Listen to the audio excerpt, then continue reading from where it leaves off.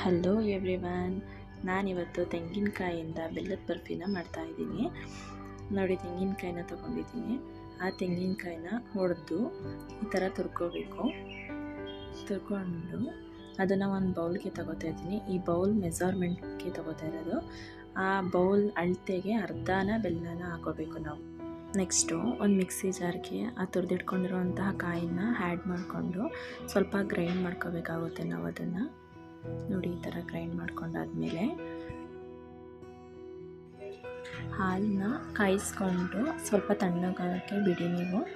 Next ಒಂದು ಪಾತ್ರೆಗೆ ಗಸಗಸೆನ ಹಾಕಿ ಸ್ವಲ್ಪ ಬೆಚ್ಚಗೆ ಅಂದರೆ ಬಿಸಿ ಆಗೋ ಥರ ಹುರಿದು ತೆಗೆದಿಟ್ಕೊಳ್ಳಿ.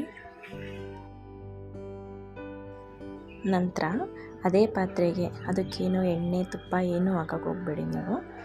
ತೆಂಗಿನಕಾಯಿಲೆ ಸ್ವಲ್ಪ ಎಣ್ಣೆ ಅಂಶ ಇರೋದ್ರಿಂದ ನಾವು ಯಾವುದೇ ತುಪ್ಪ ಎಣ್ಣೆ ಯೂಸ್ ಮಾಡ್ತಾಯಿದ್ರೂ ಆಗುತ್ತೆ. ನೆಕ್ಸ್ಟ್ ಈ ಥರ ಹಾಕ್ಕೊಂಡು ನಿಧಾನಕ್ಕೆ ಲೋ ಫ್ಲೇಮಲ್ಲಿ ಇದನ್ನು ಕೈ ಆಡಿಸ್ಕೋಬೇಕಾಗುತ್ತೆ. ನೋಡಿ, ಈ ಥರ ತಿರ್ಸ್ಕೊಂಡು ಲೋ ಫ್ಲೇಮಲ್ಲೇ ಇರಲಿ, ಹೈ ಫ್ಲೇಮ್ ಮಾಡೋಕ್ಕೆ ಹೋಗಬೇಡಿ. ನೀರಿನಂಶ ಕಮ್ಮಿ ಆಯ್ತಾ ಬಂದಮೇಲೆ ನಾವಾಗಲೇ ಕಾಯಿಸಿ ತಣ್ಣಗಾಗಿಬಿಟ್ಟಿದ್ದಂತಹ ಹಾಲನ್ನ ಇದಕ್ಕೆ ಆ್ಯಡ್ ಮಾಡಿ ಮಿಕ್ಸ್ ಮಾಡಬೇಕು. ಇದನ್ನು ಲೋ ಫ್ಲೇಮಲ್ಲೇ ಇಟ್ಕೊಂಡು ಮಿಕ್ಸ್ ಮಾಡಿ. ಈ ಥರ ಮಿಕ್ಸ್ ಮಾಡಿದ್ಮೇಲೆ ಆಮೇಲೆ ಸ್ವಲ್ಪ ಬೆಲ್ಲನ ನಾವು ಹಾಫ್ ಕಪ್ ಅಷ್ಟು ತೊಗೋಬೇಕು. ಹಾಫ್ ಕಪ್ ಅಷ್ಟು ತಗೊಂಡು ಇದಕ್ಕೆ ಮಿಕ್ಸ್ ಮಾಡಬೇಕಾಗುತ್ತೆ. ನಾನು ಫಸ್ಟು ಫುಲ್ ಬೌಲು ಕಾಯಿನ ತಗೊಂಡಿದ್ದೆ, ಅದಕ್ಕೆ ಅರ್ಧ ಕಪ್ಪಾಗಷ್ಟು ಬೆಲ್ಲ ತಗೊಂಡಿದ್ದೀನಿ ನಾನು.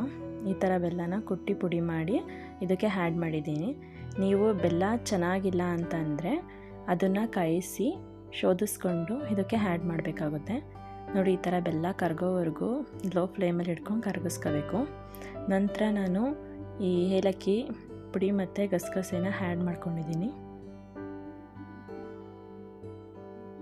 ನೋಡಿ, ಈ ಥರ. ನೆಕ್ಸ್ಟು ಒಂದು ಪ್ಲೇಟ್ ಅಥವಾ ಒಂದು ತಟ್ಟೆಗೆ ಎಣ್ಣೆ ಅಥವಾ ತುಪ್ಪನ ಸವರ್ಕೊಂಡು ಈ ಥರ ಸರ್ವ್ ಮಾಡಿ ನಂತರ ಕೈಯಲ್ಲೇ ಸೆಟ್ ಮಾಡ್ಕೊಳ್ಳಿ. ನಾನಿಲ್ಲಿ ಕೈಯಲ್ಲೇ ಸೆಟ್ ಮಾಡ್ಕೊಳ್ತಾ ಇದ್ದೀನಿ. ನೋಡಿ, ಈ ಥರ ಸೆಟ್ ಮಾಡ್ಕೊಂಡಾದ್ಮೇಲೆ ನಾವು ಬಿಸಿ ಇದ್ದಾಗಲೇ ಇದನ್ನು ಕಟ್ ಮಾಡ್ಕೋಬೇಕಾಗುತ್ತೆ. ನಾವು ಬಿಸಿ ಇದ್ದಾಗಲೇ ಕಟ್ ಮಾಡಿಕೊಂಡ್ರೆ ಚೆನ್ನಾಗಿ ಬರುತ್ತೆ. ನಿಮ್ಗೆ ಯಾವ ಶೇಪ್ ಬೇಕೋ ಆ ಥರ ಕಟ್ ಮಾಡಿಕೊಡಿ. ನಾನು ಈ ಶೇಪಲ್ಲಿ ಕಟ್ ಮಾಡ್ಕೊಂಡಿದ್ದೀನಿ ನಾನು ಇದನ್ನು. ನಂತರ 2 ಅವರ್ಸ್ ಆದಮೇಲೆ ಇದು ನೋಡಿ ಈ ಥರ ಆಗಿದೆ. ಹೇಗಿದೆ ನಾನು ಮಾಡಿರುವಂತಹ ಬೆಲ್ಲದ ಮಿಠಾಯಿ? ಚೆನ್ನಾಗಿದ್ದರೆ ನೀವು ಸಹ ಮನೆಯಲ್ಲಿ ಟ್ರೈ ಮಾಡಿ.